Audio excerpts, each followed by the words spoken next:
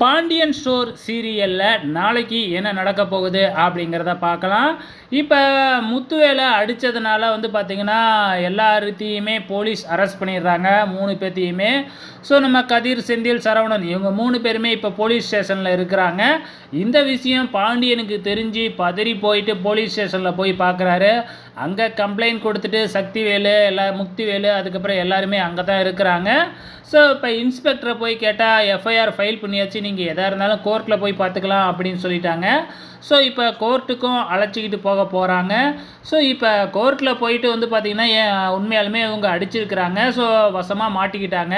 ஆனால் இப்போ ராஜி நினச்சா அவங்கள காப்பாற்றலாம்.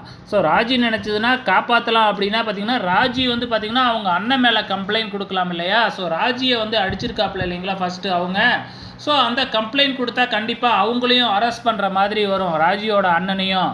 ஸோ இப்போ நீங்கள் கம்ப்ளைண்ட்டை வாபஸ் வாங்கினா தான் நான் வாபஸ் வாங்குவேன் அப்படிங்கிற மாதிரி ராஜி பண்ணலாம். ஸோ எனக்கு தெரிஞ்சு இந்த கேஸில் காப்பாற்றணும் அப்படின்னா ராஜி ஒன்று தான் வழி. ஸோ வெயிட் பண்ணி பார்க்கலாம்.